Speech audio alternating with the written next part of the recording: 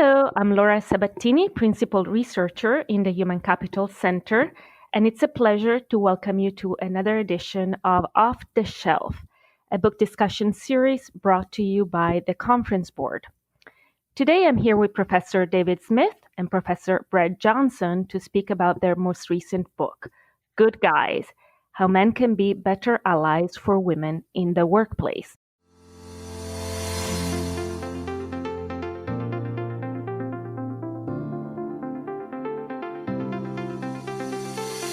Good Guys: How Men Can Be Better Allies for Women in the Workplace is a research-based, practical guide to male allyship. The book recognizes that people may be at different places in their gender equity and inclusion journeys, and that there are a variety of barriers that prevent men from becoming allies in their workplace or in other parts of their lives.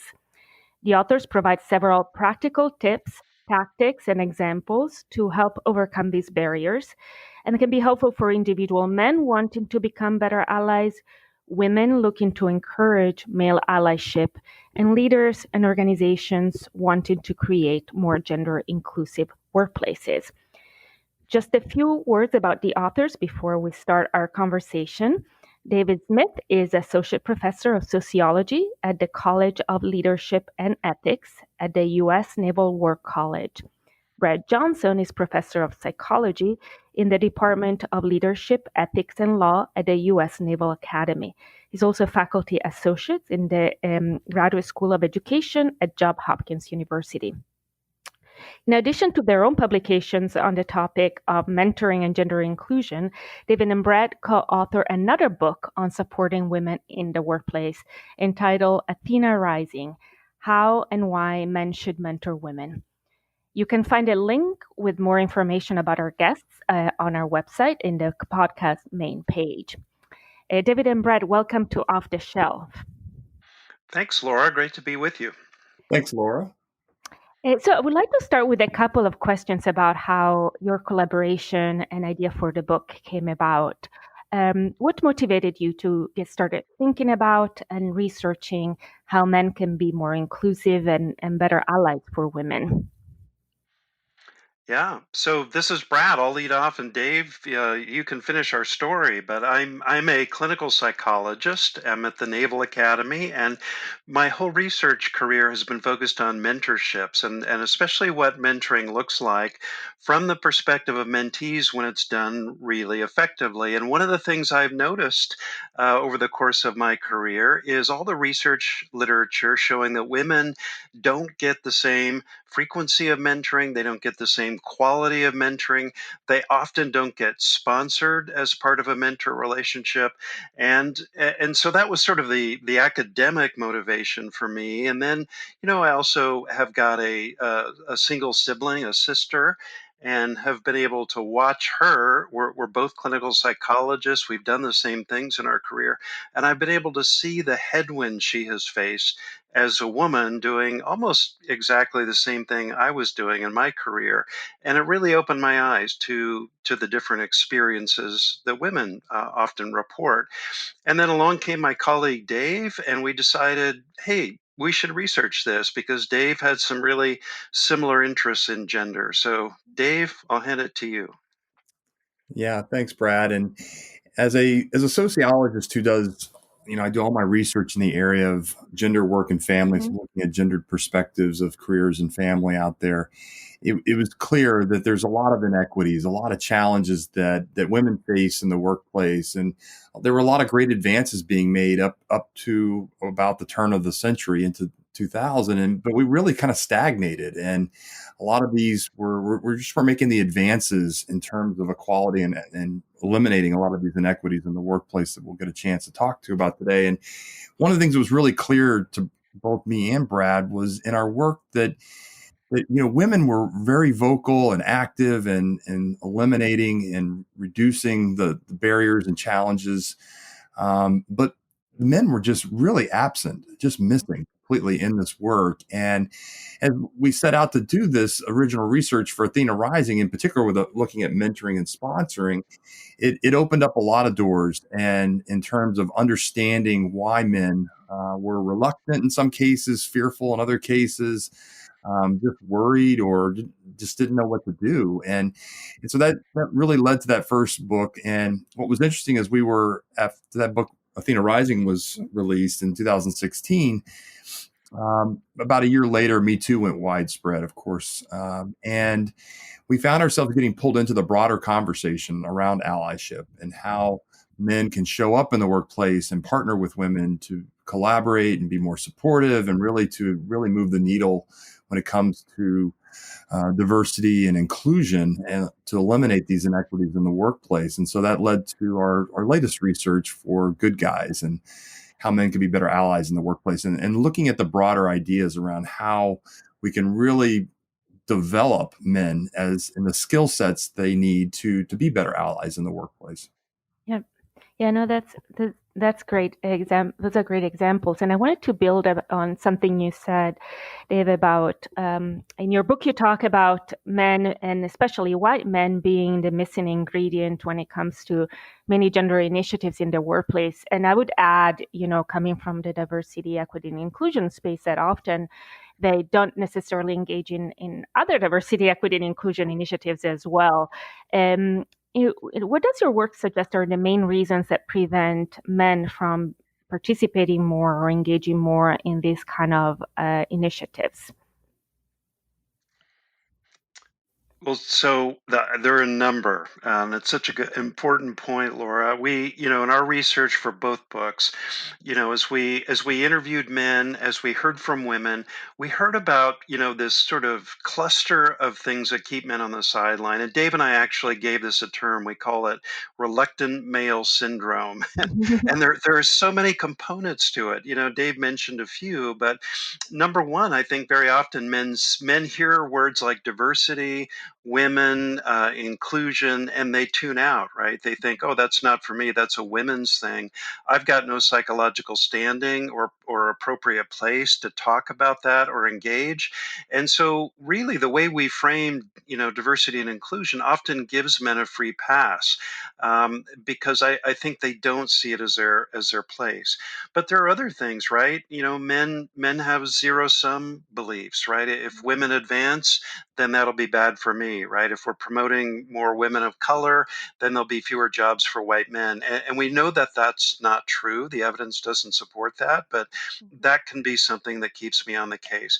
There, there are guys who don't grasp the business rationale for real inclusion of women, right? They're just not aware of the data that shows that when you have more women advancing all the way up into the top tiers of leadership in your company does better, right? It's much more competitive, more creative. So some men don't see that. And then there are other guys, and this is where Dave and I like to jump right in with men. There are other guys that just don't know where to begin, right? And that's why we named our book, titled it Good Guys, because, I think there are a lot of guys out there who have their heart in the right place. Maybe they do understand the business case. Maybe they do care about women they work with and want the workplace to be equitable. They just don't know how to begin. Yeah, these are all such important points to think about it. I'm thinking also, again, diversity and equity and inclusion practitioners and professionals that are trying to engage more participation, and I think all the points you made are going to be so important for the communication of these initiatives as well. Just to take a step back a second, could you tell us how you define a male ally in the context of your work, just to sort of have a definition as we move forward in the conversation? Certainly. And this is, I think, really important too, because again, as we understand what it is, we begin to then sign the actions that we're expecting in it. And so in our research, we really looked at allyship in two parts. And the first is the individual responsibility, the private part, in terms of how men individually show up and hold themselves accountable for the supportive, collaborative relationship that they have with women and partnering with women in the workplace, and helping to eliminate gender inequities, that they see for themselves. And so this could be their own behavior, their own language, their own relationships. And so that's what we call the easy part of this, because it's just about you. The harder part is the public part, and this gets into the more of the systemic challenges that we have in the workplace. And And this is not just holding yourself accountable, but holding others accountable. And so as you see, you're in groups and we work in teams, and again, holding others accountable for their behavior and their language, but also going further than that as we develop awareness and understanding of how the various barriers and challenges and inequities are in place in the workplace, beginning to look for what are the everyday practices and the processes and the ways that we do work in the workplace as you understand it from whatever level of leadership you're in, from a brand new employee to you're the CEO of the company. You have a very different understanding, but certainly you have the ability to affect change or to even ask questions as you see things that don't look like they're the same for everyone. In other words, they don't level the playing field for everyone. And so we have a responsibility as allies to begin to ask those questions and to root out that bias, and then to make change, suggest change at whatever the level is appropriate at that point to make it level for everyone. And so it takes both the private and the public part, right, of allyship, the two parts. But sometimes, again, it might be easier to hold yourself accountable, but doing the public piece in particular of holding others accountable really puts you're really putting yourself out there. You're really putting some skin in the game, and to me, that's where the real allyship begins. Is when we're really putting ourselves into the ring like that. Definitely. And I really appreciated in your book the distinction between private and public allyship, because I think they bring with them different types of barriers to participation, right? And different also ways to think about how you can be an ally. So I think that's a great way of thinking about it.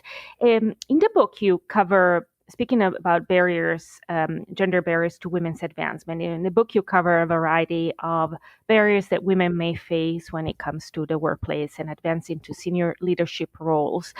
Do you have examples of some areas where you found in your work it is especially difficult to engage men as allies, or, I'm thinking places where you may have seen more resistance than others?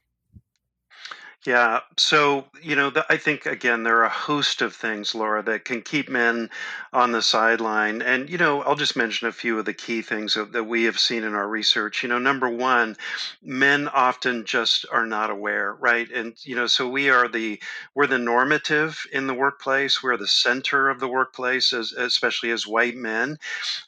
We're privileged in many ways that we're just not aware of. And so, often we find that men just don't notice or don't see the sexism, the bias, the obstacles that women face at work. And until they really become more gender intelligent and aware of some of those things, it's hard for them to recognize that they have some work to do, or that there's an opportunity to engage as an ally. Um, Often there can be biases as well, and this can keep guys on the sideline, right? So when you ask men, "What do you think of women?" they'll often say things like, "Oh, women are great. Women are terrific. I love women." But then what you're not hearing when you dig down a little bit more is women are take charge leaders. I see women as really significant leaders in my company potentially. So men have some biases that women are not leadership material. Women are going to want to pause their careers to have children, so they're not a good investment. If men are not aware of some of these biases, they may just not be taking initiative, especially around mentoring and sponsoring.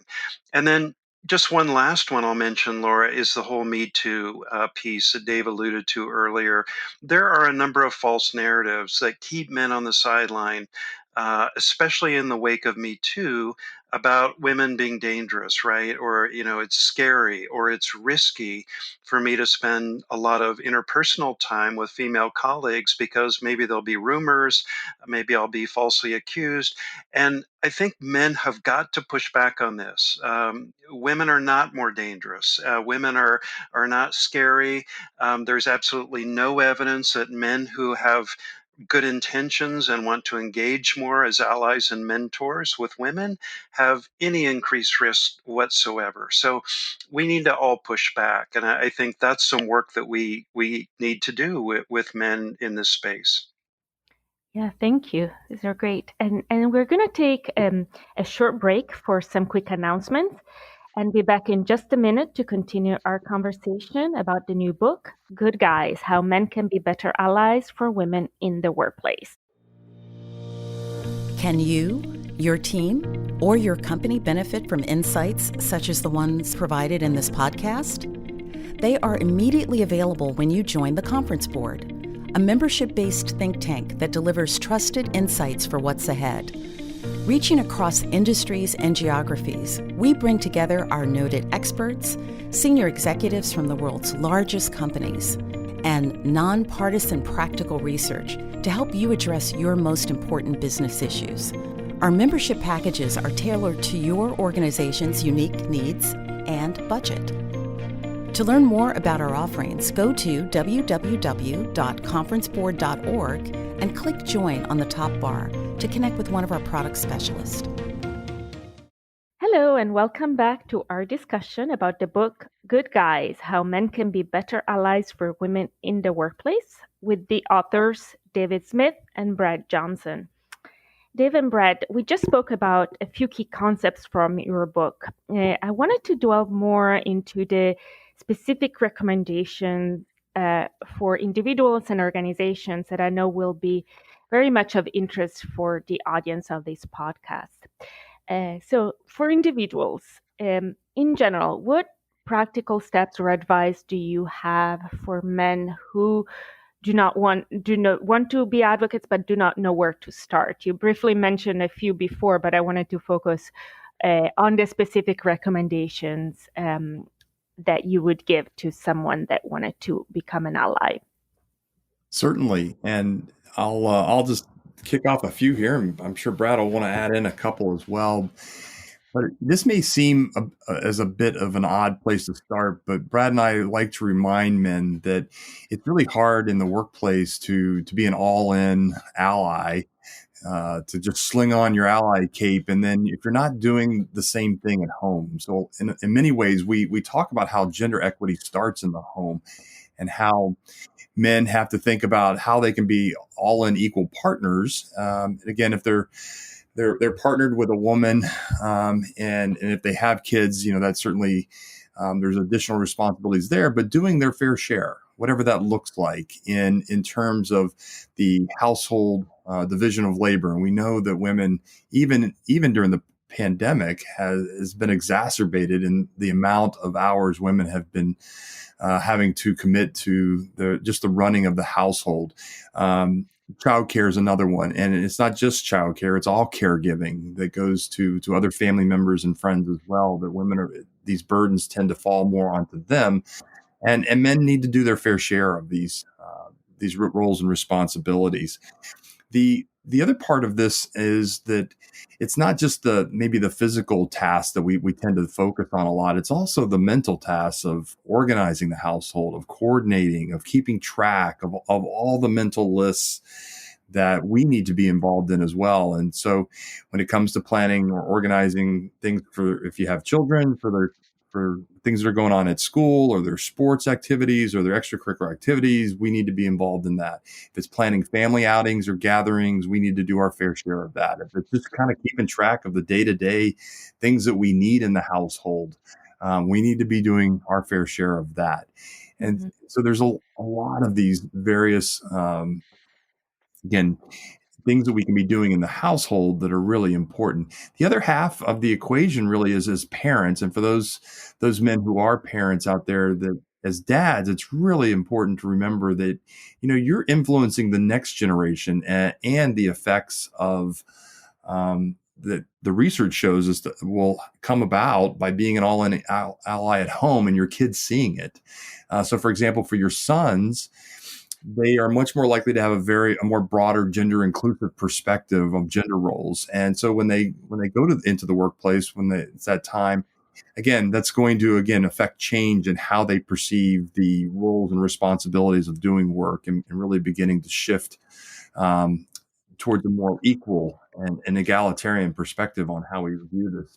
For our daughters, really important as dads that they see us being allies at home and doing our fair share, because the research shows us they're much more likely to persist in their careers, to reach their career dreams and goals, and they're more likely to move into more non-traditional professions and industries out there. So again, we can begin to shift the dynamics toward more gender parity in a lot of different, typically male-dominated professions like STEM and law and finance out there. So yeah, interestingly, we start with gender equity has to start in the home out there.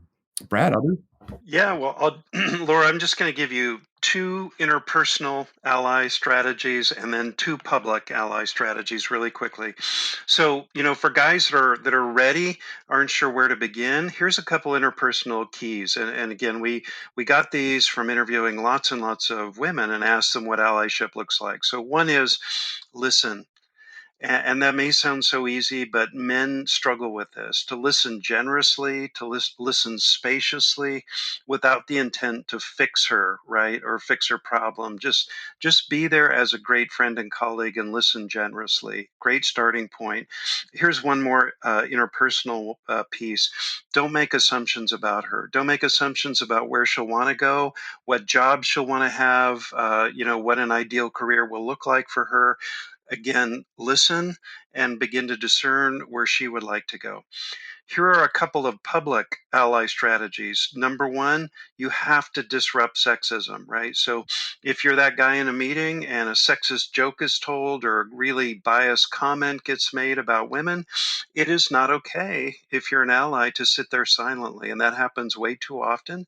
You've got to break the paralysis. You have to say something. You have to disrupt. And that's not easy. And it makes men anxious to do that, especially when they're afraid of violating the bro code, as it were.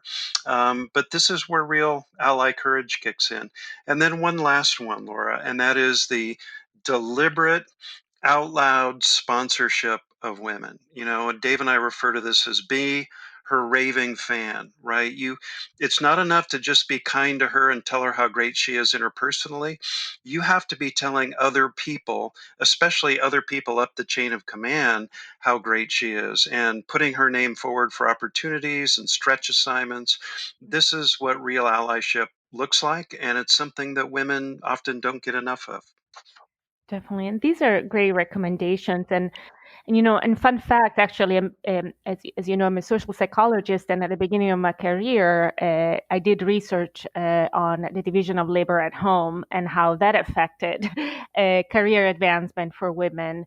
And so I think that point is so important, and often it gets missed or not discussed when it comes to the workplace. But I think it also provides role models in the workplace if you see men that are engaging childcare or other tasks and show a model for work-life management, right? So I think that's such an important point. And I wanted to, both of your recommendations, speak also to another element that I think it's very important, which is the culture around men who want to be allies, and thinking of the organizational culture specifically. For some of the examples you bring up, I think it's more difficult if you have a culture that doesn't support gender inclusion or that may reinforce even stereotypes or bias when it comes to talent processes. So what are some practical actions that organizations can make to make sure they're supporting their male allies within their workplace? That's such a great question, Laura. It's interesting that we often also get the question of if we're trying to start and to develop a culture of allyship, where do we begin? Do we start at the top? Do we start at the bottom? Somewhere else? And the answer is yes, all the above, right? Of course.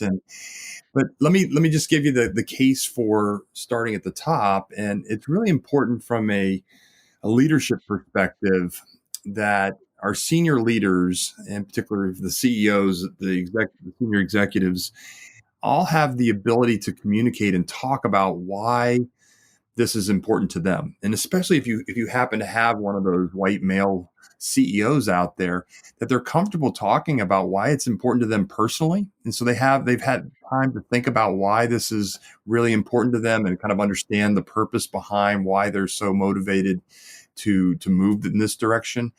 But they also need to tie that into the business. And again, to really move the needle when it comes to creating culture shift and change. That group in the middle, those frontline managers, those middle managers are the people who are out there probably implementing change and policies and practices every day. And if you can really convey that message to them and really show them why this is important, then you can really begin to, I think, make that change and in a way that everybody can believe in and see why this is important to the business. Not just the CEO thinks it's personally important, but also why it's connected to the business. So really important to make that connection.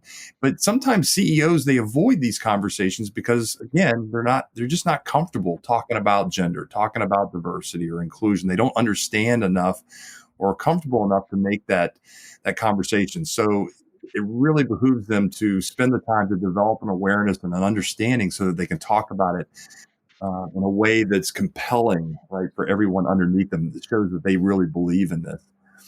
The other two parts of this is when it comes to diversity and inclusion, often programs or initiatives or different work that's going on in a company, it tends to be kind of almost a dirty little secret, right? It's like these whispers and hush talk that's going on. And it's not really very out in the open.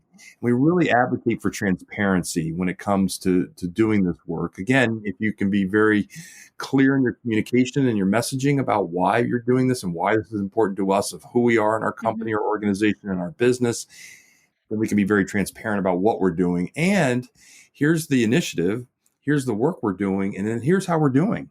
And in some cases, maybe you're not doing so well, right? Have the metrics, have the statistics, the things you're tracking, the progress that you're making, and show people that you are the one, that you care about it, and two, that we're working to make change and there's action going on here. And sometimes it doesn't go as well as we expect or as fast as we want it to. And we're going to be very transparent about that. It shows your employees internally that you care.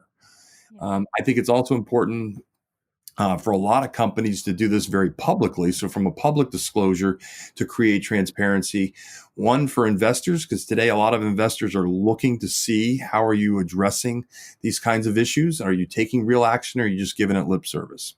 Yeah. And they can, if you're being public and very transparent about what you're doing and why you're doing it and how you're doing at it, again, I think there's more trust when it comes to investors. I think there's also when it comes to other clients and customers and collaborators, suppliers, all sorts of people want to be known for doing business with companies that, again, believe in these things, are known for these kinds of practices. And then also if you're, again, I think we're all looking for that high potential talent out there. And we know that women, and especially women of color, are looking at how a company puts themselves out there and puts themselves forward and talks about this work, whether it's on a website or it's in whatever messaging they have in their external communications. That's going to help you get some of the more of that high potential talent. So it really feeds off of itself to do this. And the final piece to this is really about accountability. Yeah. And how do the senior leaders hold themselves accountable, and then how do they hold their other managers accountable, everybody else underneath them? And it's, I think there's some great examples out there. Recently in the news, Facebook was talking about how they now have all their vice presidents and directors are required in their semi-annual performance evaluations to demonstrate, how they are making progress toward their various diversity and inclusion goals that they're working on. So they're being evaluated on it. So that's, again, if you're tying money to it and evaluations and progress that way, accountability becomes really important. And the last piece of this is really about external accountability, how companies can, in working with other people, they can hold others accountable in terms of, well, if we're going to do business with you, then when you come, we need to see one, it might be 30% of your senior leadership needs to be women, or we need to see at least 2 women on your board of advisors. It could be when your teams come over to work with us, they have to be gender balanced or racially balanced, and whatever metrics that you want to use when it comes to diversity. And again, it makes a difference when companies are like, oh, really? And so people start to take notice of that, and it becomes part of your brand and who you are. And again, I think people want to be known for that and want to do work and be allied in that way. Yep. And these are great examples. And, it makes me think how important it is for really everyone to participate in making organizations more inclusive. And sometimes with diversity, equity, and inclusion initiatives, as you mentioned, it's the underrepresented groups is the women or people of color that are doing all the work. And so that's one of the reasons maybe that where it's difficult sometimes to see results, because you need others to be accountable and own some of those programs as well. So finally, one last question about your book. In all your work to promote male allyship, what has been the biggest surprise so far? Yeah. So I'll give my surprise, Laura, and I think there are a couple of them. But number one, pleasant surprise. There are a lot of guys who are good-hearted and interested, and they are devoted on some real fundamental level to fairness and justice and equity.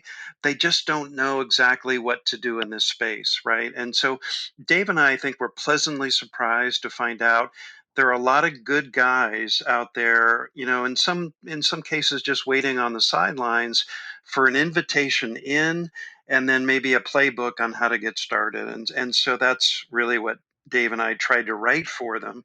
And then another, surprise was just how some of these interpersonal allyship elements and actions are really not that complicated, but apparently we men miss them often. And I mentioned, one of the illustration of this is the listening piece before, that we men can really start to wade into this space just by working on some of these micro skills about how we show up interpersonally at work. And listening is a nice place to begin. Am I really devoting the time to really hearing what she is saying to me, and what would she like, from our conversation? And maybe I just need to be a sounding board for her. And by the way, quick message to men: if you get really great at listening to women at work and you happen to be partnered with a woman at home, you get to transport that skill back home. And I guarantee it'll make your relationship better. I'll just add two quick ones here to that as well. And I think one is what we call the allyship gap. And it's unfortunate, but in many cases, men think they are, because they believe in it, they believe in gender equity and equality. Because they believe in it, they think they're doing the work. And there's really a lot of evidence that shows that that's not the case, that the action is not following the beliefs and the word that are out there. And so that's one of the challenges that we have. And we expected it to be more of just averse to doing the work, but men actually believe they are doing the work, and they're not doing as much as they think they are out there. So I think that's a real important one as we move forward and begin to understand this. And the other one is that is around awareness, and it's really hard to fix something that you can't see, and that as men, we've got to really begin to take an interest, and not just an interest, really kind of a motivated, purposeful drive to learn about other people's experiences and how they just are very different than our own. And this led to I think at the end of, as we got done writing the book, really the understanding is that allyship from a gender perspective is really translatable in so many great ways to other forms of thinking about allyship for other groups of people out there. And so lately we've been having this conversation in particular around race, but that's just one place to have that conversation, right? These same skill sets, they work for all sorts of different groups. So if you're in some sort of a dominant majority group in your organization, these same allyship skills work for being a better ally to other groups out there. Definitely. And I really appreciated how you spoke about privilege as well in your book. And I really highly recommend your book to anyone interested, in different types of allyship beyond gender as well. And so at the end, we're, out of time, but at the end of the podcast, we like to ask for suggestions about further readings. So in addition to your own books, are there other books that you would recommend to our listeners who are interested in the topics we discussed today? Yes, absolutely. And it's so hard to choose, Laura. It's not fair, but Yeah. I'm just going to give you two that are at the top of my list. So around allyship, I love the book Better Allies by Karen Catlin. And then if men want to really get better at understanding the career hurdles that many women face, especially around work-family integration, I recommend Leeson Stromberg's book Work, Pause, Thrive. Great. Thank you. And I'll add one more to the list there. Can't agree more with what Brad just recommended. But I'd also recommend Fair Play by Eve Rodsky. And this really gets at this issue about gender equity in the home and how we have to be supportive parents and partners and for our spouses' careers and for our kids out there. So great book. I couldn't recommend it more. Great. And David and Brad, thank you so much for speaking with us today. And thank you to our listeners for tuning into the conversation. You can purchase the book Good Guys, How Men Can Be Better Allies for Women in the Workplace on Amazon or wherever you shop for books. And for more information, you can also visit the website workplaceallies.com. That is workplaceallies.com. And if you enjoyed this episode, please remember to subscribe to our off-the-shelf book discussion series or explore the entire catalog of podcast programming from the Conference Board. You can find the catalog by visiting our website at www.conference/board.org/podcasts. This is Laura Sabatini from the Conference Board, and thank you for joining us today. Until next time.